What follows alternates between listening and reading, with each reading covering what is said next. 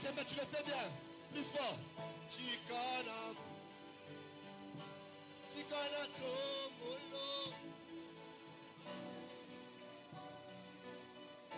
Yahweh.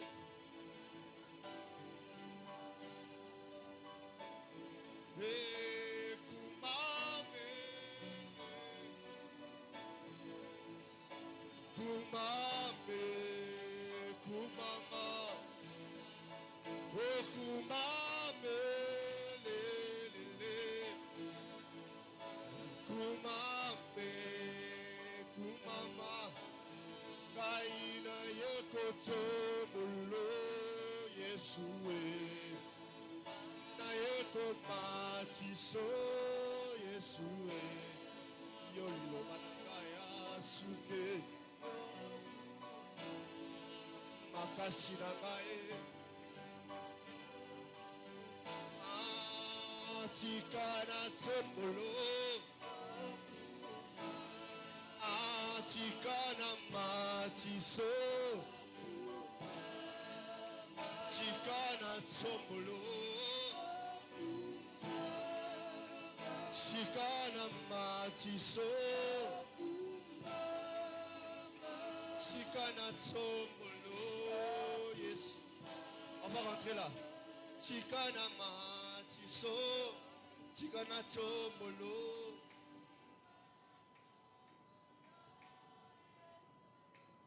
Tu le fais bien. L'esprit me dit qu'on reste là. Tikana tomolo.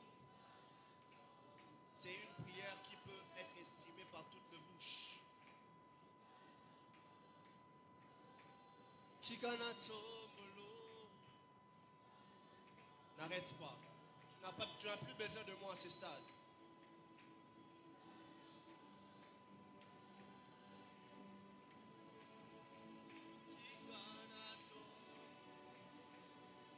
Tu n'as plus besoin de moi à ce stade. Continue, continue.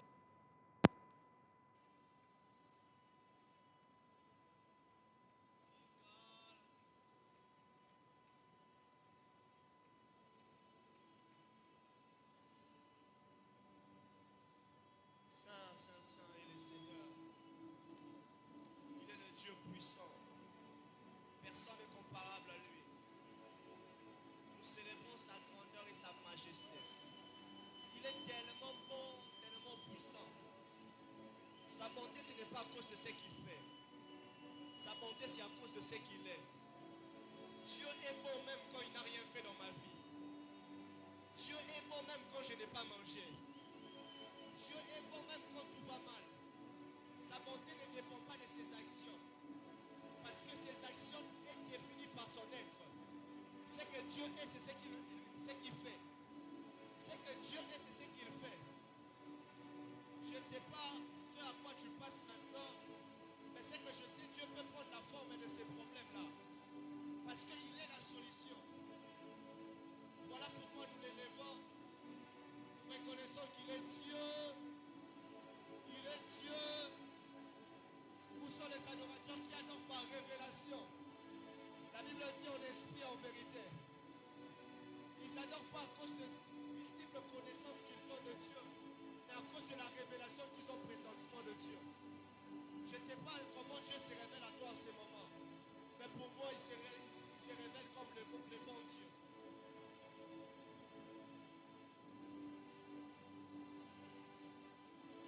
En ce moment, pour moi, il se révèle comme le bon Dieu.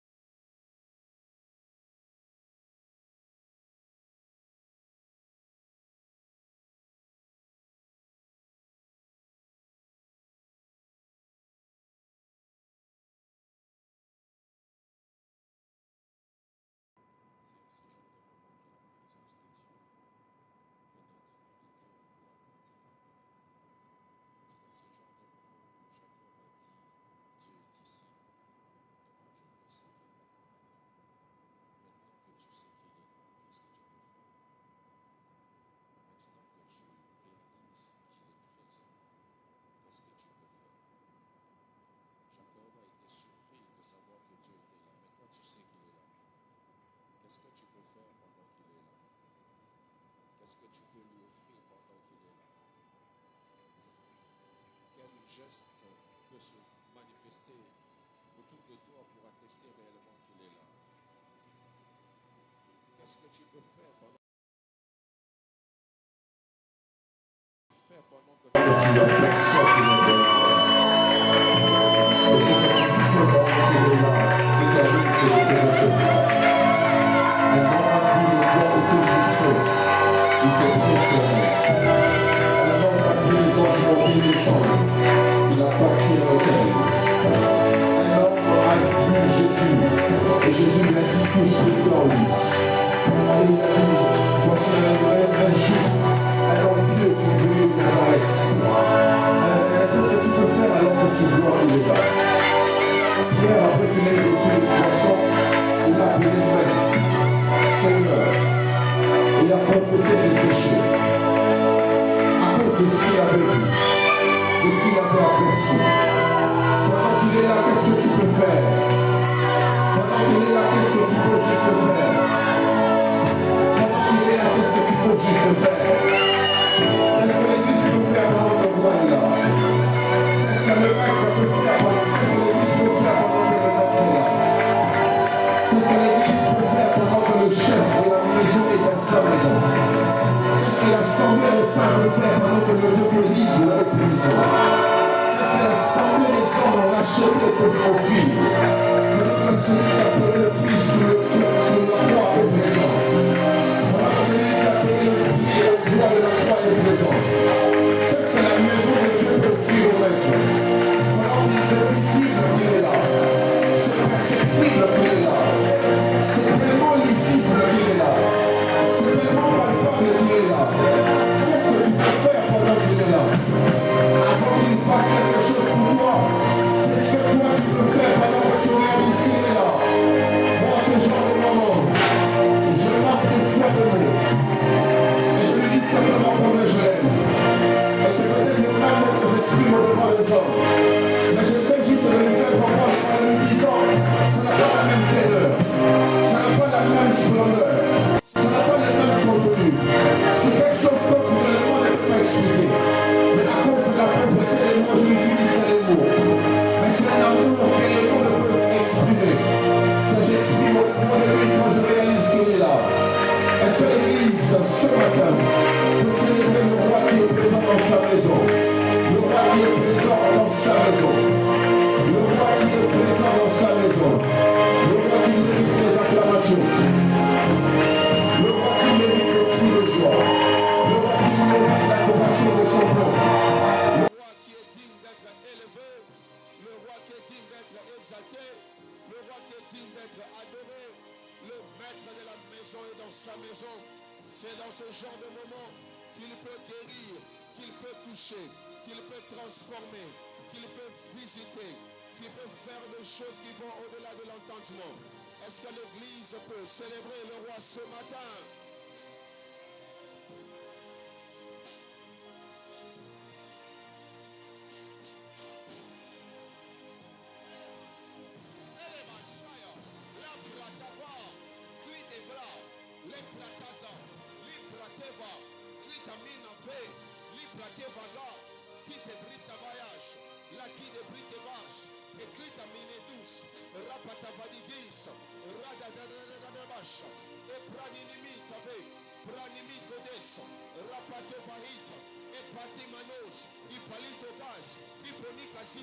Palito faridega e palito varakatagiza le karakute venika zito e paladamaniko haita zite palia do basha ne meniko sabrike teva e panimo seven e palita kolagisa la protimini savata e sta poi de shadavata la shadi venikosa la pratique ni matusa la pite meniko disa la pite vadia cogita e palide vaia la cosa rapata kudegenisita e konigidi accusa rapata vanekisha repata vanekusa rapata vanekitezita rapata vanikosha rapanesha tigaladavasha gerininimisha la mia vita calavasha repato gahata record fatenasa rapata vanegesha remani kodigas, repatavanigisa, ripa repada badadisa, tabadegesha, ripa tabanegesha te, ripa tabanekedigezita, rapatavanegesha, nebasha, rimanikosa, repatavayetegasha, iprata maheto bahagadagasiketesh, ramaniko varategidegisa, ripatovanigisa, reprato magaza, ramatabanagasa, rimbrikitemasha, rimritama, rimrakatava, rimbrikitevasha, rabadadadadadabasha. C'est en ce genre de moment que la main de l'Éternel circule dans la maison pour transformer des hommes, pour changer de ciment en pierre, pour visiter, pour transformer. Adonai est présent dans sa maison. Adonai est présent dans sa maison. Adonai est présent dans sa maison.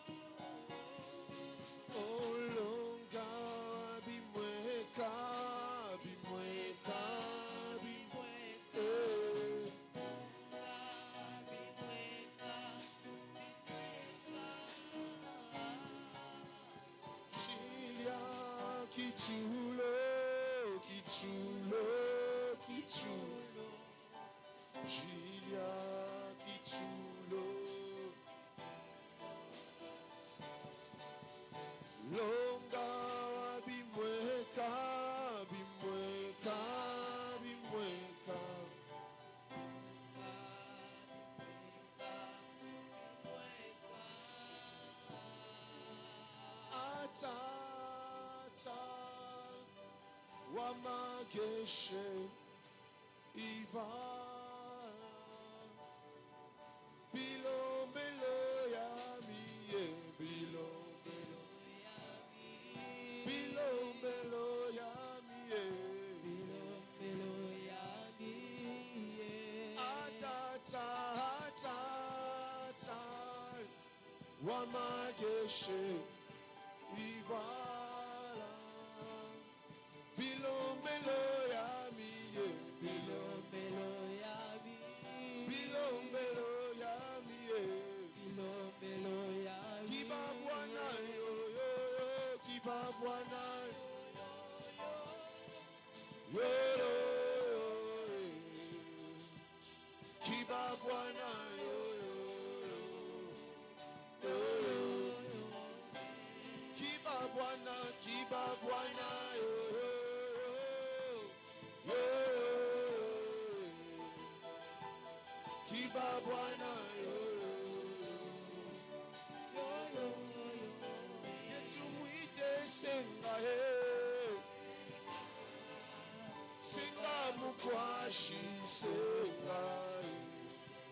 Que tu muite wa majeshe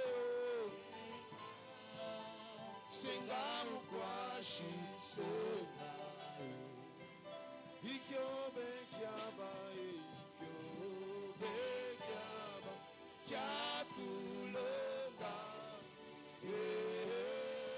Biyukeno Ebyatumbo Ikyobe kyaba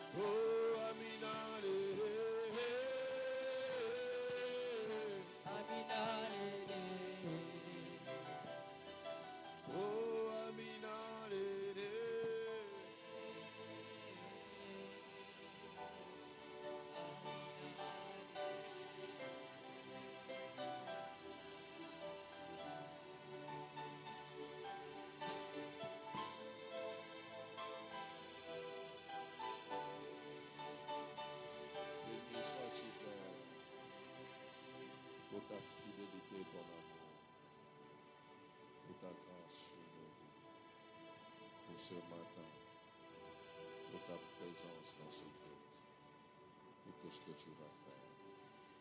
Et nous te disons merci de nous avoir attirés dans ta maison. Merci pour l'œuvre de la croix par laquelle tu as payé un prix pour nos vies. Merci de nous parler en ce lieu et de transformer nos vies par le biais de ta parole. Au nom de Jésus que nous avons ainsi prié. Nous en prions.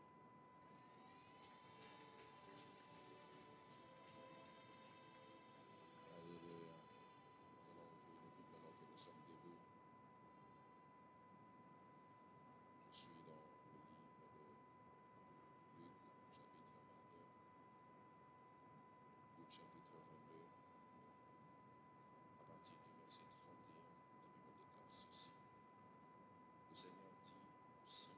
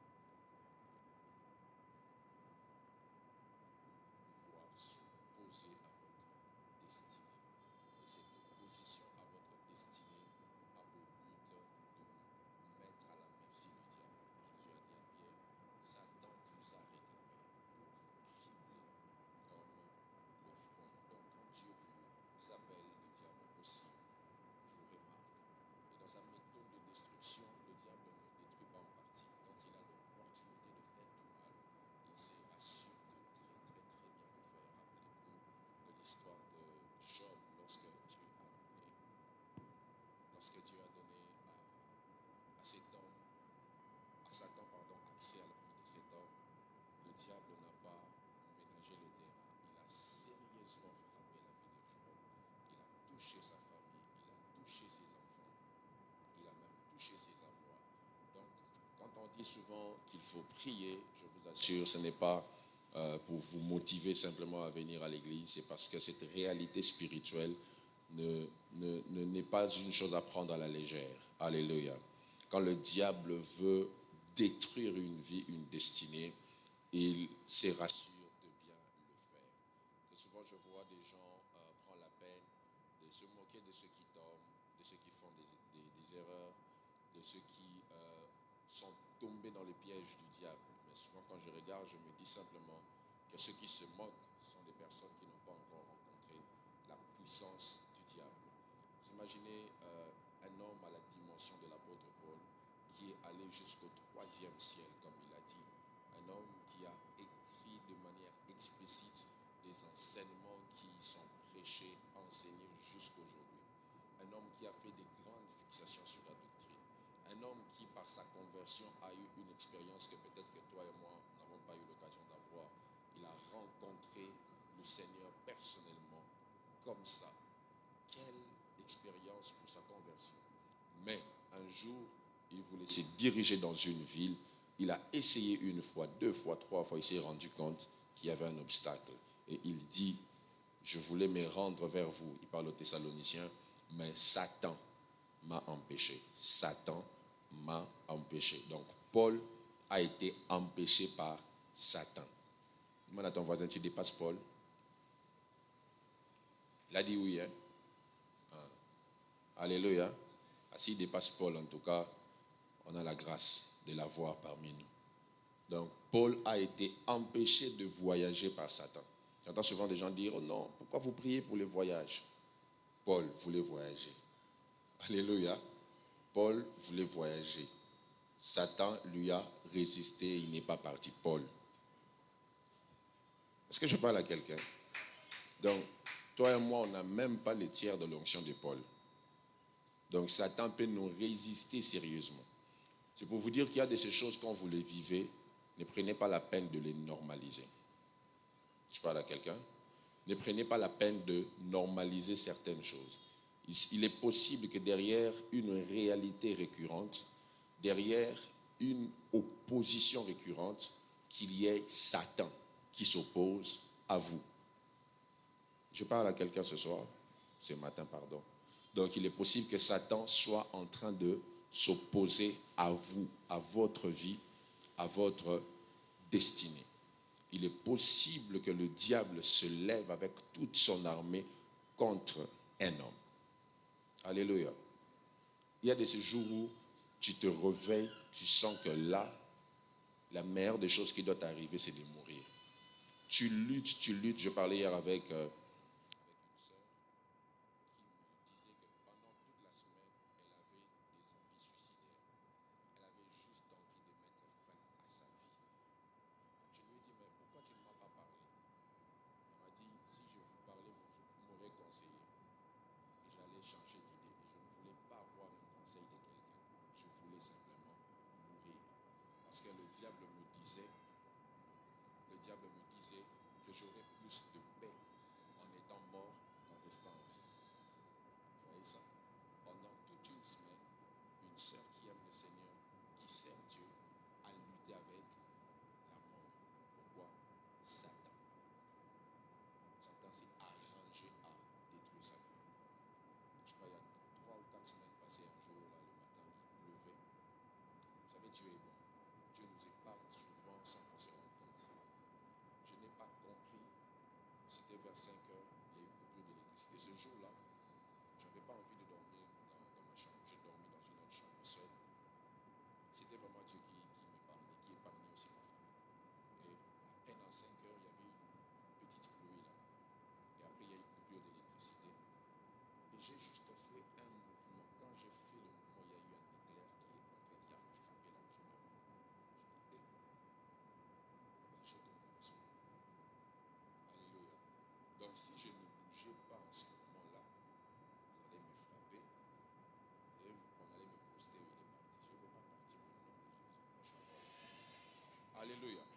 Donc je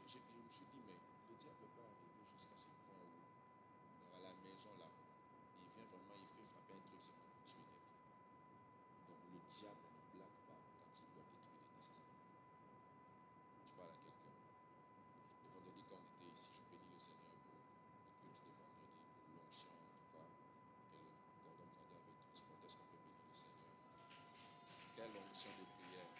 On avait mal prié. Quand je suis rentré, j'avais l'impression que je venais de transporter des sacs de ciment. Alléluia. Et à un moment, j'étais derrière, Dieu me disait qu'il y avait 5 personnes qu'on a déjà mis sur une liste des morts. Et eux-mêmes ont eu à rêver ça. Donc, le diable a des projets pour nous. Parce que la Bible déclare, il vous a réclamé. Il n'a pas réclamé Pierre, il a réclamé tout le monde. Alléluia.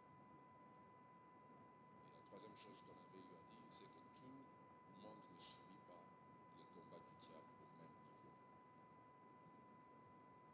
Tout le monde ne subit pas les combats au même niveau. Si la réclamation était sur tout le monde, sur Pierre c'était spécial. Sur les leaders, ça a toujours été spécial. Sur les têtes des familles, ça a toujours été de manière spéciale. Il y a des personnes qui peuvent faire les mêmes erreurs que toi, mais ça n'aura pas les mêmes effets que lorsque toi tu les fais. Et tu dois comprendre la position que tu as en tant que père de famille, en tant que pionnier, en tant que leader, en tant que Joseph, comme vous aimez bien être les Joseph de vos familles. Tu dois savoir que dans cette position des Joseph-là que tu aimes, le diable te réclame un peu plus que les autres. Alléluia. Voilà pourquoi il a réclamé tout le monde, mais Jésus dit à Pierre, j'ai prié pour toi. Jésus n'a pas prié pour toute l'équipe, il a prié pour Pierre, afin que lorsque Pierre sera debout, que tout le monde soit debout avec lui. Alléluia. Oh, alléluia.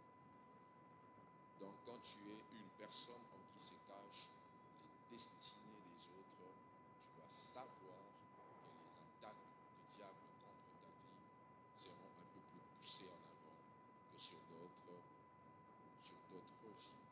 Et on avait aussi eu à dire que le fait que le diable ait un œil de réclamation sur une personne peut amener cette personne à rencontrer des moments de faiblesse. Mais rien n'empêche à une telle personne de se relever et de pouvoir affermir les autres. Et on avait dit la fois passée, comme Jésus a dit à Pierre, quand tu seras converti. Donc il y a un moment où le changement viendra. Il y a un moment où le Pierre faible deviendra fort. Il y a un moment où le Pierre qui était dans l'emprise de l'impudicité va arrêter d'être dans cette prison. Il y a un moment où Pierre qui était sous une condamnation quittera cette condamnation. Et ce moment-là est un moment qui doit venir, et je prie que ça vienne dans cette période, parce qu'il y a un changement qui doit entrer en toi, afin que ce changement coule sur d'autres personnes. Et pour cela, Jésus fait voir à Pierre qu'il y aura une chose qui t'arrivera, c'est d'abord la repentance. Quand tu seras converti, ça veut dire quand tu changeras de direction, quand tu vas te repentir, quand tu vas reconnaître tes mauvaises voies, quand tu vas reconnaître que ce chemin que tu avais pris était un mauvais chemin. Quand cela va arriver, alors tu seras une référence pour tes frères. La deuxième des choses que j'avais dit la fois passée, c'est que se convertir, c'est aussi être capable de se relever. Lorsque Jésus dit à Pierre, quand tu seras converti, affermis tes frères, il voulait lui dire, il y aura un temps où, malgré que tu passes par des faiblesses, tu vas finir par te relever. Tu finiras par te relever. Pierre est passé par beaucoup de choses. Après qu'il ait nié Jésus, bien qu'il s'est repenti, Pierre ne s'était pas directement relevé. Il s'était retiré, surtout après avoir appris que le maître qui faisait des miracles venait de mourir, on l'a crucifié sur la croix. Et bien, le Jésus puissant a été enterré comme tout humain. Pierre était désespéré. Pierre avait repris avec ses activités de pêche. Pierre avait repris sa vie de tous les jours, la vie qu'il menait avant la venue de Jésus. Et dans cet élan de vie, un jour Jésus lui apparaît pendant qu'il faisait la pêche. Et ce jour-là, Pierre, quand il a vu Jésus, il s'est jeté dans l'eau. Et après, il s'est encore repenti. Et c'est là que Jésus l'a pris pour lui poser la question à 3 reprises. Simon, fils de Jonas, est-ce que tu m'aimes? Est-ce que tu m'aimes? Est-ce que tu m'aimes? Pierre s'est relevé ce jour-là. Et Jésus n'a pas regardé tous les défauts de Pierre. Il lui a dit, paie mes brebis. C'est le même Pierre qui a pu, après toutes ses erreurs, prêcher à la Pentecôte. C'est le même Pierre qui, dans les actes des apôtres, a tellement fait de miracles. C'est le même Pierre instable qui, un jour, est entré même en prison. Lui qui avait nié Jésus par simple menace d'une femme. Mais ce jour-là, Pierre, dans Acte 12, est entré dans une prison, tout en sachant qu'on allait le tuer le jour suivant. Mais Pierre dormait en paix. Pourquoi? La prière de Jésus sur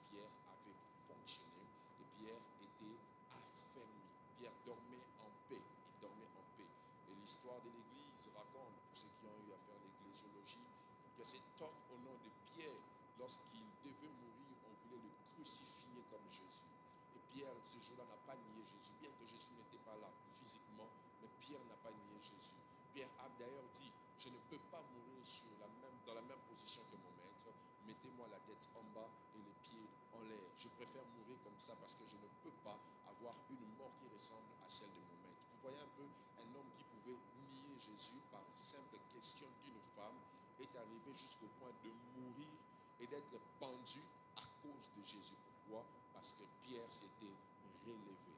Et lorsque la Bible nous parle de cette histoire où Jésus dit, Satan vous a réclamé pour vous cribler comme le froment, il y a des choses importantes que nous devons savoir, il y a des choses importantes que nous devons comprendre, que Jésus voulait dire et à Pierre et à nous qui sommes Église aujourd'hui, c'est qu'il y a un temps difficile qui arrive ou qui doit arriver, et pendant ces temps, si vous ne faites pas preuve de stabilité dans votre foi chrétienne, vous allez malheureusement vous détourner. Plusieurs personnes aujourd'hui, vous priez et vous êtes à l'église parce que tout va bien, vous êtes venu en paix, vous avez pris votre moyen de transport en paix, vous avez mangé avant de venir. Mais il y a de ces moments où la vie chrétienne devient secouée, les épreuves viennent. Et plusieurs personnes n'arrivent pas à résister pendant les moments d'épreuve. C'est ce que Jésus voulait faire comprendre à Pierre, qu'il y aura un temps où vous serez secoué. Pourquoi? Le diable vous a réclamé. Et si vous n'avez pas une foi ferme, si vous avez une vie chrétienne qui tourne autour du matériel, autour des avoirs, autour des maisons, le jour où je vais vous ravir la possibilité d'en avoir, vous risquerez de partir loin. Et Jésus voulait faire comprendre à Pierre que le diable veut toucher à un élément important en vous qui s'appelle la foi. Et lorsque cet élément est touché, pendant des moments difficiles, ça devient impossible de se relever. Je parle à quelqu'un. Dis à ton voisin, Dieu va t'éprouver. J'aimerais te dire ce matin que Dieu n'approuve que ce qu'il éprouve. Alléluia. Il est arrivé même au père de la foi, Abraham, un jour d'être éprouvé par Dieu. Dieu lui a demandé le fils qu'il a eu dans sa vieillesse, parce que Dieu voulait éprouver la foi d'Abraham. Toute vraie foi passe par des épreuves. Et si ta foi n'est pas encore passée par des épreuves, c'est que ta foi n'a pas encore d'épreuves. C'est quand ta foi passe par des épreuves qu'on peut voir que tu as des preuves de l'existence de Dieu. Parce que dans la foi, selon ce qu'Hébreu nous enseigne, il faut que ceux qui s'approchent de Dieu puissent croire que Dieu existe. Croire à l'existence de Dieu est une dimension de foi qui ne montre pas des preuves de foi, car il y a même des personnes, même des démons, comme la Bible le dit, les démons même savent que Dieu existe, et quand ils entendent ça, ils tremblent. Donc, la dimension de foi qui croit à l'existence de Dieu est une dimension de foi qui n'a pas des preuves de Dieu. Mais il continue en disant qu'il est le rémunérateur de ceux qui le cherchent. Donc, croire à l'existence de Dieu ne donne pas des preuves sur Dieu. Mais c'est croire au Dieu que l'on cherche qui nous permet d'avoir des preuves sur le Dieu qu'on a cherché. Donc, c'est important de comprendre qu'il y a de ces moments où Dieu permet que tout devienne compliqué, que tout devienne difficile autour de nous, afin d'avoir des preuves de l'existence de Dieu. Et c'est ce qui devait arriver à Pierre. Des moments où, malgré sa grande onction, Hérode pouvait le terrifier. Des moments où, malgré la puissance de Dieu qui était sur lui, des moments où, malgré la Pentecôte qu'ils avaient expérimentée, Pierre pouvait être secoué par des rois, secoué par des militaires, secoué par des hommes puissants. Pourquoi? Parce qu'il devait passer par des épreuves. Et je prie que Dieu te donne la force de résister dans les épreuves. Jésus lui dit, quand tu seras converti, affermi tes frères. Être affermi, c'est avoir une grande stabilité. Ce qui est ferme et stable, c'est stable. Vous pouvez facilement bouger cette chaise, mais vous ne pouvez pas facilement bouger ce poteau. Pourquoi? Ce poteau a été affermi. Ça a été enfoncé, affermi. Donc on ne peut pas facilement le bouger. C'est ça, être affermi. Être affermi, c'est être bâti sur le roc solide qui est la foi en Dieu. Être affermi, c'est être bâti sur le roc solide qui est la foi en Dieu. De plus en plus, quand on parle de la foi, les gens s'amusent un peu. La foi, ce n'est pas un type de discours que vous adaptez pour montrer aux gens que non, voilà, je suis chrétien, moi je crois en Jésus. Non. La foi, c'est le fait de construire autour d'un fondement solide qui s'appelle Jésus. Et être affermi, c'est bâtir sur ce roc solide qui s'appelle Jésus. Je lisais récemment le post d'une amie à moi qui évolue dans le domaine de la mode, très excellente dans ce domaine-là, et elle fait des conférences en ville, tout ça, et depuis un temps, quand elle est revenue au pays, elle a commencé à faire des conférences. Elle reçoit tellement plusieurs personnes qu'on a commencé à lui dire pourquoi tu parles souvent de ta foi quand tu fais des expositions. On n'a pas besoin de savoir si tu es chrétienne ici, parce que nous ici, nous sommes remplis de plusieurs religions. Ici, ce n'est pas un cadre chrétien, ce n'est pas un cadre ecclésiastique. Ça ne sert à rien que tu nous dises à tout moment que tu es chrétienne. Nous ne voulons pas le savoir. Et elle se posait la question, de savoir si dans le monde professionnel, on ne peut pas avouer qui l'on est.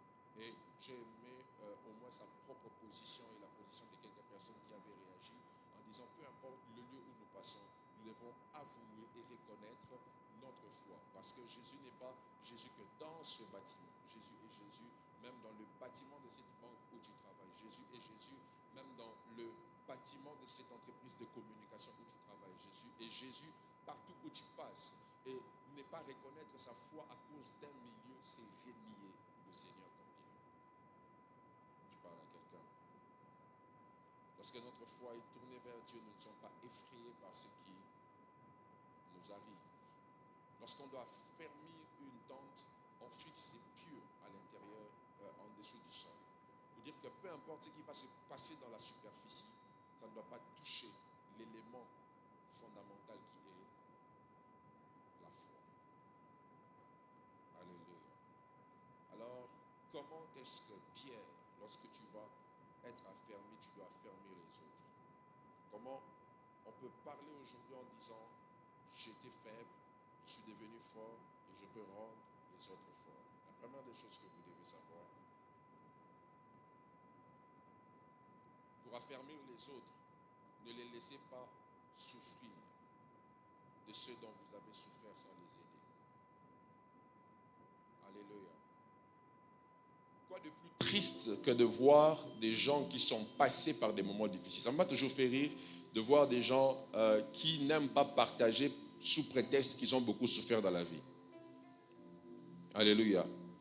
Qui a eu un oncle comme ça? Je vais t'accuser. Alléluia. Je vais vous accuser chez vos oncles.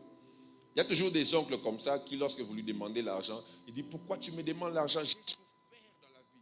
Mais qui t'a dit que si tu as souffert, on doit souffrir comme toi? Alléluia. Affermir les autres, c'est les aider à ne pas connaître la même peine qu'on a connue.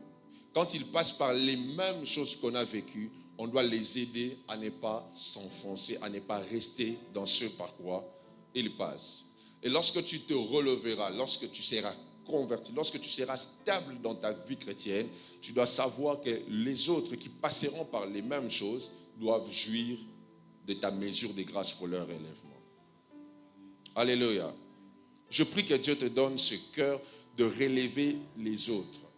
Ne les regarde pas en train de faire du mal et tu te moques, tu dis, voilà, il pensait que lui, il sera le meilleur chrétien qui ne va jamais passer par l'impudicité. Regardez comment il vient de tomber. Nous sommes des doyens dans sa tolé, katotéléma. Dieu a permis que tu passes par ça pour que tu puisses aider les autres. Alléluia. Ne laisse pas d'autres personnes souffrir des choses qui t'ont fait souffrir sans pour autant les aider, sans pour autant les relever, sans pour autant apporter un soutien, une force qui leur permettra de se ressaisir. La deuxième des choses que vous devez faire pour affermir les autres, c'est que vous devez savoir que vos expériences particulières avec Dieu vous permettront d'être une référence pour d'autres personnes. Très souvent, ça arrive à ce que lorsqu'on parle avec les gens, dans tout domaine de la vie, des fois, on a la facilité de donner des réponses aux problèmes que traversent les gens par le simple fait que ces choses, on les a déjà vécues. Alléluia. Ainsi, des fois, ce par quoi Dieu te fait passer te permettra un jour de pouvoir dire à quelqu'un qui passe par ça, en pleurant même, en disant, ça c'est trop difficile, j'ai fait 5 ans de stérilité, toi tu en avais fait maintenant 10. Un jour, il y a un pasteur qui avait un problème, il est allé voir un autre pasteur. Lui, il avait fait 10 ans de stérilité, et l'autre pasteur là avait fait 24 ans de stérilité. Donc, il était proche d'Abraham. Alléluia. 24 ans sans enfant, vous imaginez un peu, hein? 24 ans. Des fois, on est dérangé par des couples qui n'ont fait que 3 mois de mariage. Quand ils ne voient rien, on vous appelle comme pas possible. Mais là, c'est 24 ans. Et j'ai vu de mes propres yeux cet homme servir Dieu sans relâche. J'ai vu de mes yeux comment cet homme aimait Dieu. J'ai vu de mes yeux comment cet homme ne relâchait pas dans son amour pour Dieu. Mais il n'avait pas d'enfant. La seule chose qui faisait mal, c'est tout ce que les gens disaient à l'église. D'autres ont dit que la maman pasteur était sorcière. D'autres avaient dit que le pasteur a vendu son dos. Donc il y avait tellement de choses qui s'est racontées autour de cette affaire. Et quand il est allé voir le pasteur qui avait fait 24 ans sans enfant, il lui a parlé, non voilà, je n'ai pas d'enfant, ça fait 10 ans, j'ai un ministère glorieux, je prie pour des gens qui n'ont pas d'enfants, ils arrivent à avoir des enfants, mais moi-même là, c'est compliqué, je n'arrive pas, je ne comprends pas. Il lui a dit juste, organise un programme chez toi à l'église, je vais venir prêcher. Quand il est allé, il a prêché sur les autels. Il a prêché sur les autels, les bâtisseurs d'hôtels. Il a prêché. À la fin, il lui a regardé devant tout le monde. Il lui a dit, j'ai fait 24 ans sans enfant.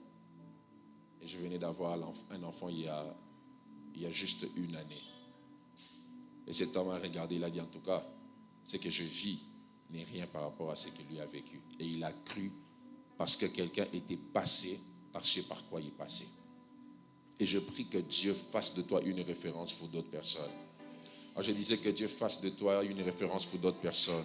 De sorte que lorsque les gens vont te rencontrer, même quand ils auront envie de lâcher, ils auront tellement d'épreuves par ta vie que Dieu peut relever. Ils auront tellement d'épreuves par ta vie que Dieu peut leur donner un avenir. Des fois, quand il t'arrive de rencontrer des gens qui ont pour présent ton passé, c'est parce que Dieu veut qu'en te voyant, qu'ils puissent être sûrs qu'ils auront un futur qui ressemble à ton présent.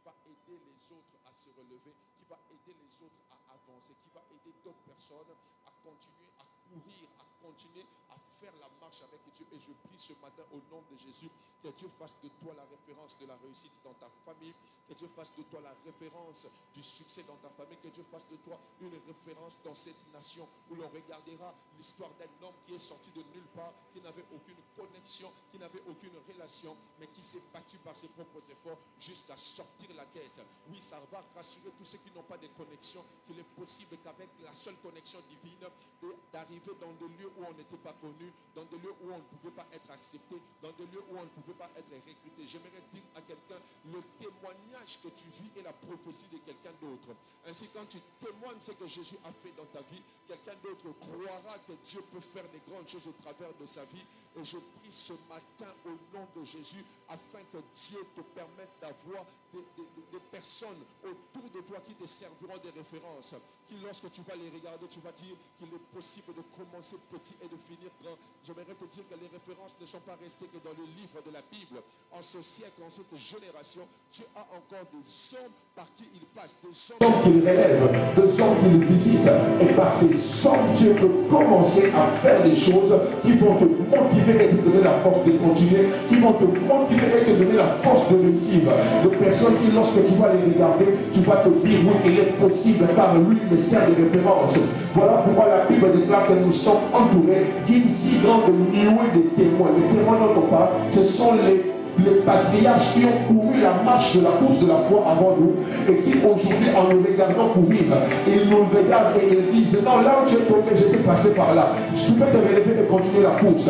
Quand tu tombes entre les mains des terribles, Samson peut te regarder dans la nuée des témoins et te dire, relève-toi, où je suis passé par là et un jour je m'étais mis dans le temple, je priais et j'ai dit à Dieu de me redonner la force. Et si tu fais la même chose, tu vas te relever, tu vas te relever et tu vas continuer la marche. Quand tu seras en train de courir et que tu regarderas David, et David te dira, je suis passé par ces choses, j'avais touché à la femme du lit, mais je m'étais repenti, j'ai demandé la grâce de Dieu et Dieu m'avait accordé son pardon, j'avais continué la course.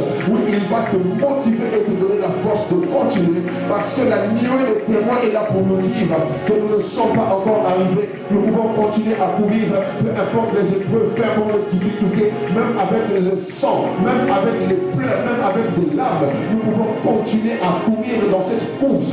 Et je vais dire à quelqu'un, n'arrête pas, parce que le chemin est encore long. Regarde la nuée des témoins, et il y a des ceux-là qui ont battu le record avant toi, et ils sont en train de te dire fonce encore, ils sont en train de te dire avance encore, ils sont en train de te dire continue encore, ils sont en train de te dire le domaine des affaires c'est pas toujours comme ça, il y a des moments où ça marche et des moments où ça ne marche pas, mais toi continue d'investir, continue d'essayer jusqu'à ce que ça va marcher. Si ça veut marcher pour eux, ça marchera aussi pour toi.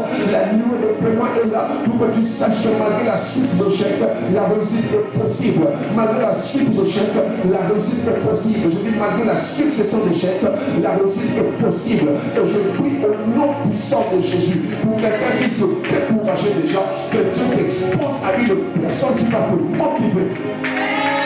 Que Dieu t'expose à une personne qui, lorsque tu vas le regarder, que tu vas te dire, oui, c'est possible que je puisse me relever. Tu vois, il y a des moments où on a besoin de tout arrêter, on a besoin de tout abandonner. Mais quand on regarde certaines personnes, on dit non, là, je ne peux pas arrêter. S'il est passé par là et qu'il a deux mains, il a deux pieds comme moi, et qu'il s'est relevé, je me releverai et je continuerai la course. Je voudrais te dire ce matin que Dieu veut que tu te relèves et que tu continues la course. Je dis que tu te relèves et que tu continues la course. Que Dieu te donne la force de te relever ce matin.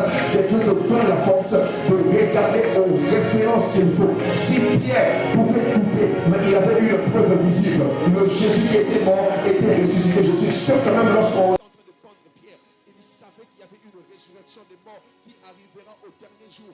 Voilà pourquoi il n'a pas eu peur de mourir à cause de Jésus, parce qu'il savait en lui qu'il y aura un jour où l'Éternel viendra pour récupérer tous ceux qui sont morts. Quand tu passes par une chose qui est difficile pour toi, regarde à ceux qui sont passés par là. Regarde à ceux qui sont passés par là. Ils vont te servir de référence. Ils vont te motiver. Juste te dire une phrase et ça te montre le chemin.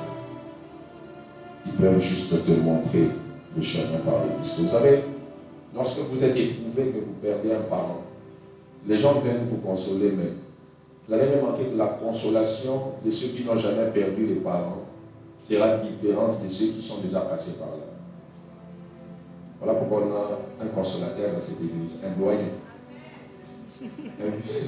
un vieux dans l'orphelinat, et qui a perdu papa depuis très longtemps. Donc souvent quand il y a des deuils, même quand moi je passe, ça ne marche pas trop, mais quand lui parle, ça touche le cœur de ceux qui ont perdu les parents et qui sont consolés. Pourquoi? Il est passé par ça. Je me rappelle un jour, il est allé voir un frère qui avait perdu sa mère. Moi je me disais, qu'est-ce que je dois lui dire? Et puis il y avait un autre là qui avait perdu sa mère depuis longtemps. Il lui a dit, pleure beaucoup, pleure sérieusement. Il a payé ça. Au moins, je peux faire aussi s'enrouler. Là, 3 mois, il est là, à cause de ce qu'il est au donc il disait, ne pleure pas, sois fort. Il dit, non, il faut le laisser pleurer. Ah bon, il est passé par là. Il sait de quoi il parle. Alléluia. Oh, alléluia. Les expériences des autres permettent à ceux qui tentent de se relever. Et la dernière des choses, pour affermir vos frères, il faut prier pour eux. Il faut prier pour eux. Vous savez, ça fait mal aujourd'hui de voir qu'on est plus du côté des critiques et moins du côté de la prière. Alléluia. On est tous là à regarder, à dire, telle personne est tombée, telle personne a péché, même lui a fait ça. Mais combien sont ceux-là qui passent du temps en secret, en prière, pour que ces personnes-là ne tombent pas? Alléluia. L'Église avait compris le secret de sorte qu'un jour, lorsque Pierre était en prison, l'Église s'est réunie pour Quelle est la dernière fois que tu as fait 1 heure en prière? Pas pour toi, pas pour tes affaires, pas pour ton voyage, mais pour les autres. C'est quand la dernière fois? C'est quand la dernière fois que tu as fait 1 heure en prière pour ton chef de travail? C'est quand la dernière fois que tu as fait 1 heure en prière pour ton pasteur? C'est quand la dernière fois que tu as fait 1 heure en prière pour ces chants de gospel que tu écoutes mais que tu critiques parce qu'il était tombé dans un scandale que tu as vu et que tu as partagé sur WhatsApp? C'est quand la dernière fois que tu as pris le temps de prier pour les autres? Jésus dit à Pierre, quand tu seras affermi tes frères. En d'autres termes, prie pour eux. Pourquoi? Toi-même, tu as été relevé à cause de la prière. Et c'est par la prière que tu auras la capacité de relever les autres. Il y a des familles qui sont détruites parce qu'on ne prie pas pour les autres. Il y a des parents qui sont là, en train de critiquer les enfants, en train d'insulter les enfants, qui font les choses qu'eux-mêmes ont eu à faire, mais ils ne prient pas pour eux. Ils ne prient pas pour eux. Si on doit citer aujourd'hui le nombre de personnes qui dépendent de tes prières, il y en a combien? Il y en a combien? Il y en a combien de personnes qui peuvent dire, si je suis ce que je suis, c'est parce que telle personne prend le temps de prier pour moi. Affermir les autres, c'est prier pour eux. Avec la même énergie comme vous faites ici quand vous venez les vendredis. La même énergie, le même dévouement, mais pas pour toi, pour les autres. C'est ça être un intercesseur. Être un intercesseur, c'est prendre le fardeau des autres, pas de ta propre vie. Le fardeau des autres. Le fardeau des autres. Est-ce que je parle à quelqu'un? Si Pierre était tombé dans la mauvaise époque comme la nôtre, où il s'est retrouvé en prison, dans l'église du Congo, je suis sûr que Pierre allait mourir. Jacques est mort parce que quand Jacques était emprisonné, personne n'a prié pour lui. Personne n'a intercédé pour Jacques. Et quand ils ont vu que Jacques était mort, ils ont regardé, ils ont dit, si on laisse comme ça, c'est Pierre qui va maintenant partir. Lorsqu'on a arrêté Pierre, ils ont commencé à prier. Combien de personnes avons-nous perdu parce qu'on ne prie pas pour les autres? Combien de personnes ne devaient pas nous quitter au moment où ils nous ont quittés parce que nous ne prions pas pour eux? Je parle à quelqu'un ce matin. Que Dieu te donne le cœur d'intercesseur. Que Dieu te donne le cœur de porteur de fardeau. Où tu peux faire une nuit blanche en nécessitant que le nom de cet enfant qui n'écoute plus, le nom de cet enfant qui n'entend plus, tu ne fais que prier pour sa vie. Tu ne fais que prier pour sa vie. Que Dieu te donne ce cœur qui porte le fardeau des autres. Le fardeau des autres. Ce n'est pas qu'une affaire des ouvriers. Oui, nous on prend le temps de prier pour vous tous. Est-ce que vous prenez aussi le temps de prier pour nous? Alléluia. Quand on dit écrivez les noms des familles, vous écrivez tous les noms des familles. Quand il faut commencer à lire d'autres, même avec les écritures compliquées, quand il faut lire, tu souffres pour lire. Tu pries, tu fais 4 heures, 5 heures, tu ne pries que pour les familles des gens. Et après, quand la même personne fait seulement un truc qui passe sur Facebook seulement, hey, tout le monde, hey, lui aussi, tu oublies que tu dépendais de ses prières. Il y a de ces moments où, lorsque Samson tombe, c'est la chute de tout un peuple. Alléluia. Les frères de David ont dit à David, toi tu ne peux pas aller en guerre parce que tu vaux 10 000 d'entre nous. Tu vaux 10 000 d'entre nous. Pourquoi? Il avait tué un homme qui faisait peur à tout le monde. Et il faut qu'on ait cette capacité de préserver le meilleur d'entre nous par nos prières. On doit avoir la capacité de préserver les plus forts d'entre nous par nos prières. Il arrive même aux plus forts de passer par des moments de faiblesse. Et la seule solution pour eux de se relever, c'est la prière des autres. Je ne sais pas pourquoi Pierre dormait dans une prison. Est-ce que c'était la paix du Seigneur? Je ne sais pas. Mais peut-être que Pierre était désespéré. Peut-être que Pierre ne voyait que la mort qui venait. Peut-être que Pierre se disait, on va me décapiter. Peut-être que Pierre se disait, je vais mourir comme était mort mon Seigneur. Peut-être que Pierre se disait, les lois des rois ne peuvent pas être arrêtées. Comme il a déjà signé, je vais mourir. Peut-être que Pierre était sous ce stress. Et sous des stress pareils, Pierre ne sait pas prier. Vous imaginez même Jésus-Christ. Un jour, il a dit à ses disciples, le malin est en train de venir, mais priez avec moi ne fût-ce qu'une heure. Mais il les a trouvés tous en train de dormir. Jésus s'est battu seul en prière. Il a été réconforté par un ange pendant qu'il avait des hommes qui pouvaient le réconforter. Est-ce que tu prends la peine de prier pour les autres? Ce mari que tu critiques chaque jour, est-ce que tu pries pour lui? Est-ce que tu pries pour lui? Est-ce que tu pries pour lui? Toi, par contre, quand il quitte la maison le matin pour aller au travail, tu remplis sa tête de mauvaises paroles, tu remplis sa tête de mauvais discours, et il part avec des stress. Et quand il fait des accidents, tu dis Dieu m'a abandonné. Dieu ne t'a pas abandonné, tu n'avais pas prié pour lui. Tu n'avais pas pris le temps de prier pour lui. Tu n'avais pas pris le temps de prier pour lui. Je prie au nom puissant de Jésus que Dieu te donne la force de commencer à prier pour les autres. De prier pour les autres. Si tu es fruit de la prière, tu n'auras pas peur de s'aimer dans la prière. Car en s'aimant dans la prière, tu vas engendrer d'autres fruits aussi par la prière. Et je prie au nom puissant de Jésus que Dieu élève des intercesseurs dans les familles, que Dieu élève des pionniers de prière dans les familles. Oui, même ce frère, cette soeur qui n'aime pas la prière, qui n'aime pas les choses de Dieu, qui lorsqu'on parle de prière familiale se retire. Prie pour sa vie, prie pour son salut, prie pour sa transformation. Il y a encore des choses que Dieu veut faire avec sa vie. Il y a encore des choses que Dieu veut faire avec sa destinée. Mais il manque juste des hommes qui doivent prier. La Bible déclare Dieu cherche un homme qui doit se tenir à la brèche. Mais il ne trouve pas. La brèche est vide parce que les hommes ne prient pas. La brèche est vide parce qu'on ne prie pas. On attend voir comment Pierre tombera. Quand Pierre commence à monter, on dit tous, Pierre finira par tomber. Ceux qui sont montés avant lui sont tombés aussi comme ça. Alors qu'on devait se réunir pour dire, Pierre ne va pas mourir comme Jacques. Pierre ne sera pas crucifié. Pierre ne va pas mourir avant le temps de Dieu. Bien-aimé dans le Seigneur, si on prie pour les autres, on va sauver plusieurs destinées qui sont dans les rues. On va sauver plusieurs destinées qui sont en train d'être perdues. Et je prie que le Saint-Esprit libère un feu de la prière dans des familles. Que le Saint-Esprit libère un feu de prière dans des cœurs. Tu me donnes une amen, je te parle. Que le Saint-Esprit libère un feu de la prière. Un feu de la prière qui permettra à ce que lorsque les choses seront difficiles et compliquées, tu te mettras dans la présence de Dieu. Pas pour ton propre intérêt, mais pour l'intérêt des autres. Que Dieu élève les vrais intercesseurs dans cette nation qui ne prient pas pour avoir les offrandes de la présidence, mais qui prient parce qu'ils veulent voir la main de l'Éternel agir dans cette nation, dans ce pays. Et je crois que c'est toi, je crois que c'est moi.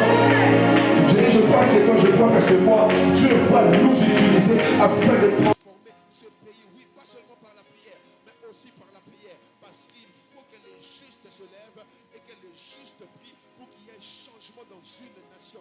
Je vais te dire, même quand tu vois dans ce gouvernement où tu travailles, va avec le feu de la prière. Prie pour ce ministère que tu diriges. Prie pour cette entreprise étatique que tu diriges. Prie pour cette entreprise que Dieu t'a donnée. Prie pour tes agents. Prie pour eux. Je suis choqué dans la Bible de voir un centurion romain. Il n'était pas chrétien, mais il demande à Jésus de guérir son serviteur. Alléluia. Il n'était pas chrétien, mais il vient prier pour son serviteur. Je suis en train de te demander, est-ce que tu pries pour tes bonnes? Est-ce que tu pries pour tes bonnes? As-tu déjà mené l'une de tes bonnes à l'église? As-tu déjà parlé à l'une de tes bonnes? Je suis sûr que si ta bonne affaire, tu pries, c'est pas étonné.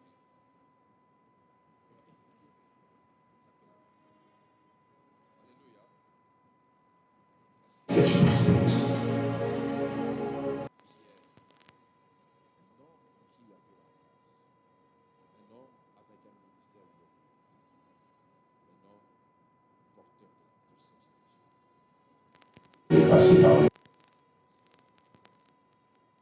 Passer par des moments de faiblesse. Ça, moi, je parlais avec un homme de Dieu, dirige une grande église à l'étranger. Et il était passé par un temps de faiblesse. Il s'est retrouvé dans une relation amoureuse avec une sœur de l'église. Et ça a chauffé dans son foyer. Quand il m'a appelé, j'avais sommeil, j'ai sursauté. Je me suis déplacé, je l'ai appelé, j'ai appelé sa femme, j'ai commencé à parler. Après, je me suis mis à prier. Je dis, Seigneur, qu'il ne tombe pas. Et je suis content de voir qu'il s'est relevé. Je lui ai dit, chasse cette sœur de l'église. Il m'a dit, d'accord, papa, je l'ai fait. J'ai dit, gloire au Seigneur. Et cette sœur a quitté. Je suis content parce que Dieu nous a exaucés. Alléluia.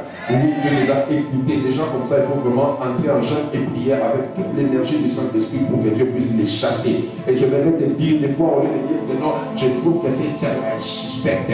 Elle suit trop ses papas-là. Maman, prie pour ses papas-là. Prie seulement pour lui. Il a à ma seigneur.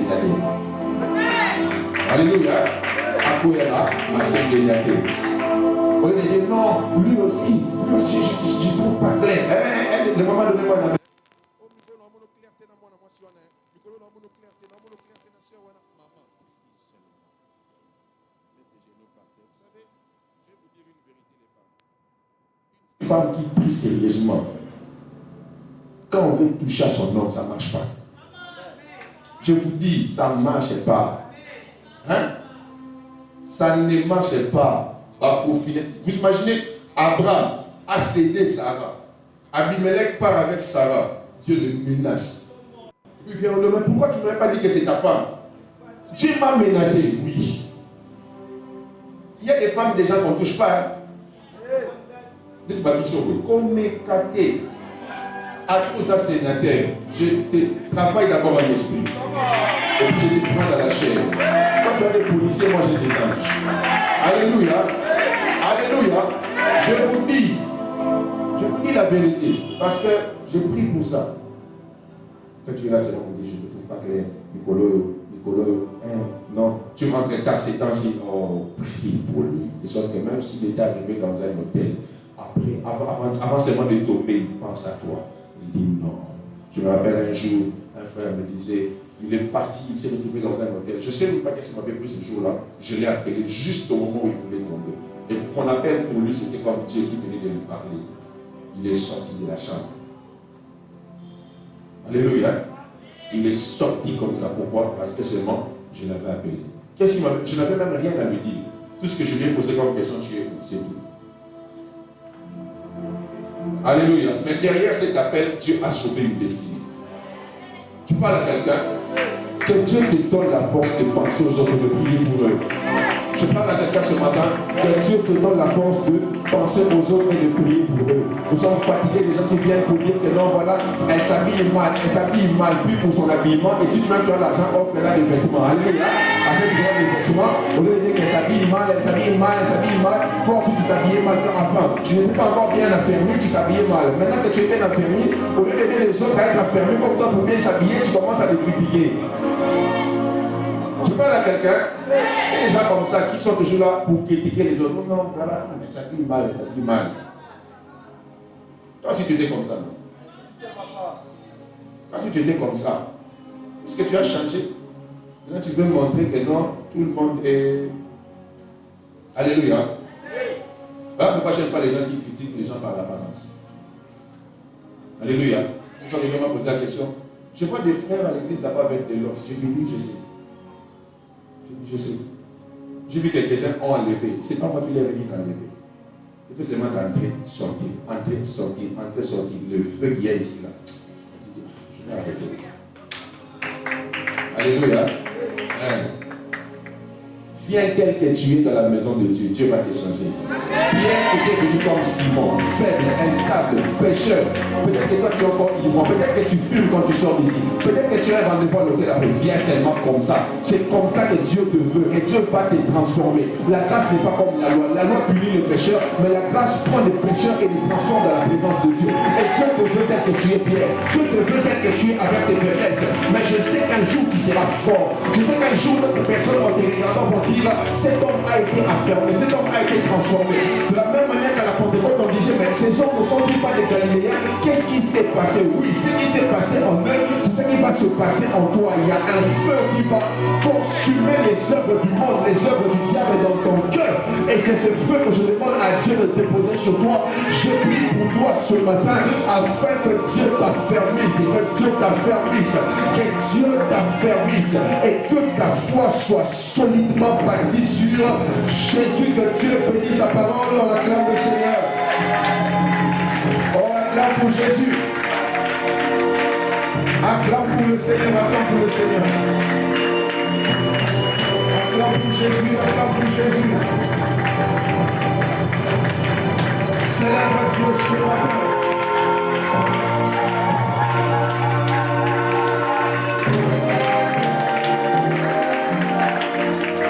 J'aimerais que tu pries. On va faire deux prières. La première, je veux que tu penses à quelqu'un. Que tu pries pour lui. De tout ton cœur, comme tu le fais quand tu pries pour toi-même. Pense à quelqu'un qui est fait. Pense à quelqu'un qui passe par des moments de faiblesse. Et commence à prier pour sa vie.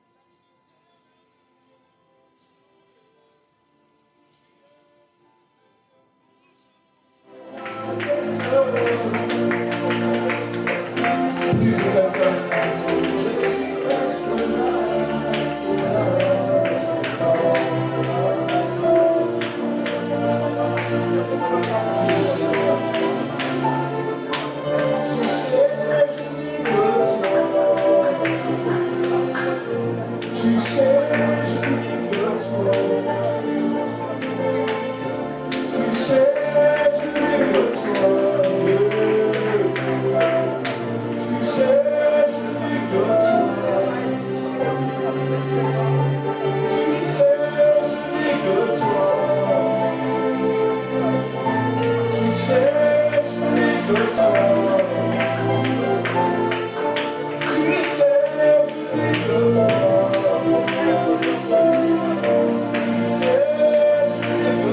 n'ai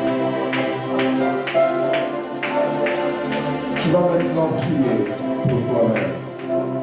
Tu vas dire à Dieu, change mes faiblesses en force.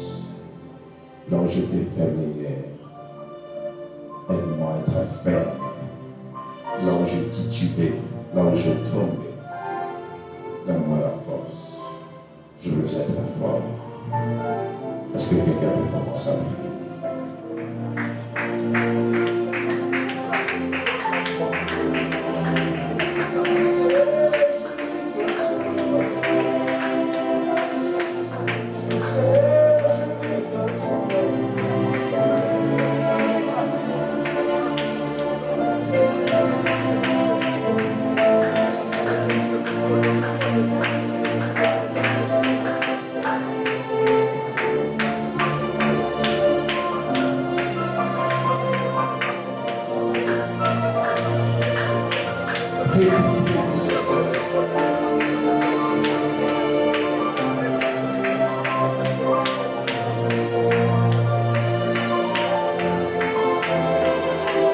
Je prie au nom de Jésus que Dieu fasse de toi un intercesseur pour les autres.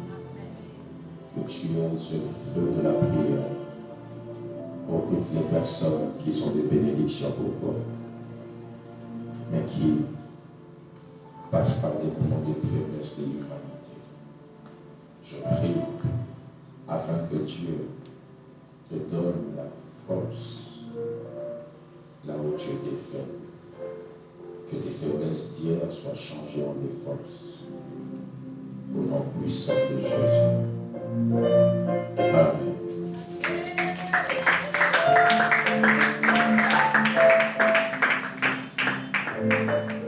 Nous allons offrir au Seigneur. Élisée, nous allons offrir au Seigneur.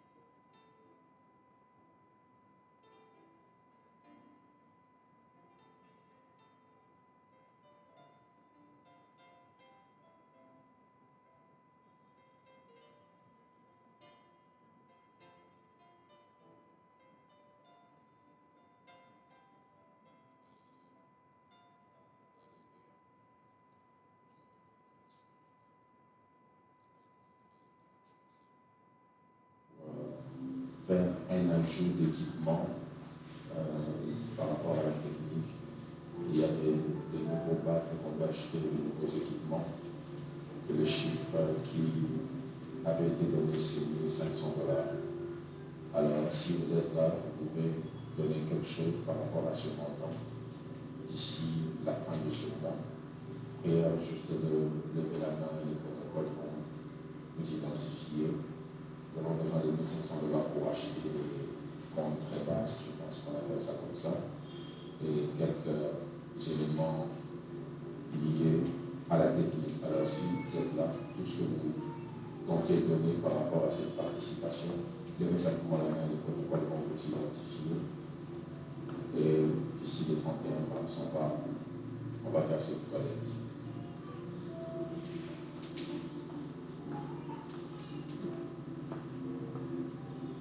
Maintenant, la première personne, vous voyez, c'est ça les problèmes. Les problèmes est encadré.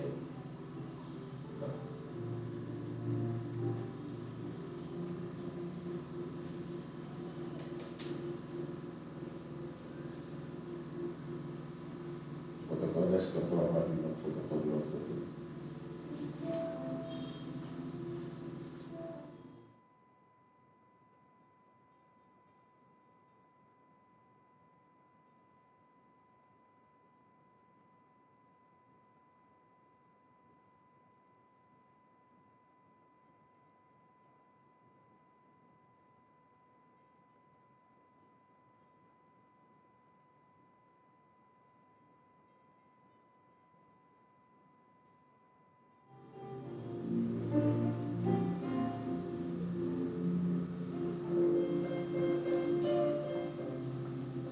J'attends ceux qui n'ont pas encore levé les mains.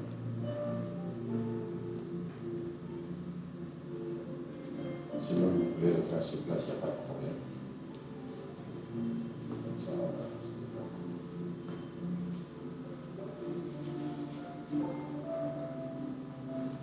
quand j'ai mis des mains derrière.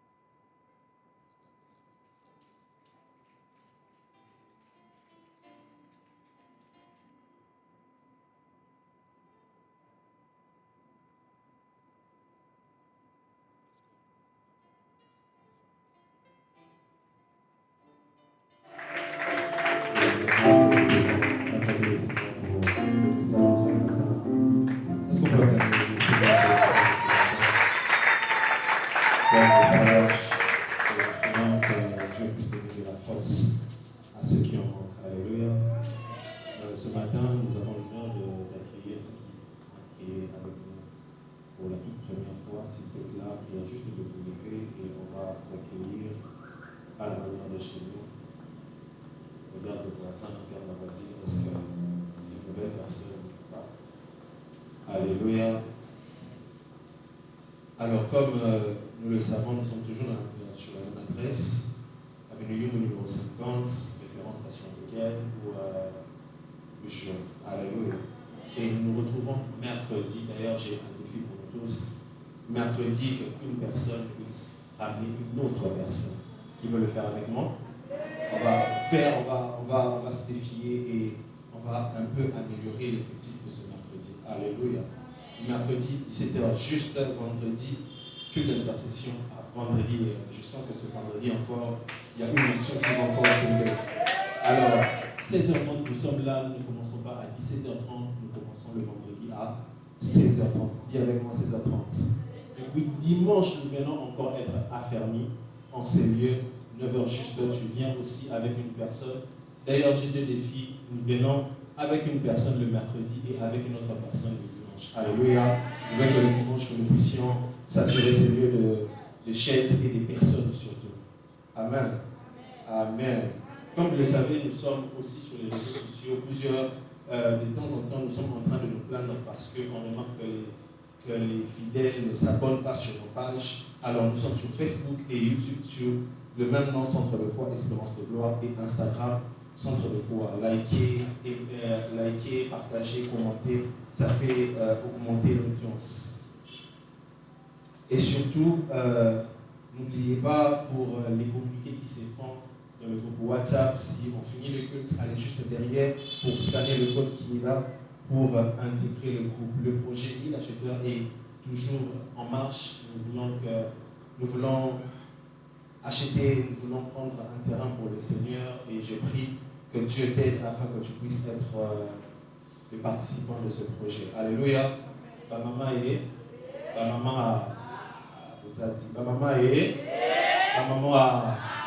Nous vous prions de rester pendant quelques minutes pour un petit communiqué à la fin de ce culte, afin que nous puissions encore améliorer l'organisation de notre culte des femmes. Alléluia. Papa Bozamate. Amen. Papa Bozamate. Amen. Le pasteur reçoit chaque mardi, comme nous le savons, ce rendez-vous pour s'enregistrer et voir la sœur Tania à la fin du culte. Amen. Est-ce que nous pouvons nous tenir debout pour clôturer ces instants?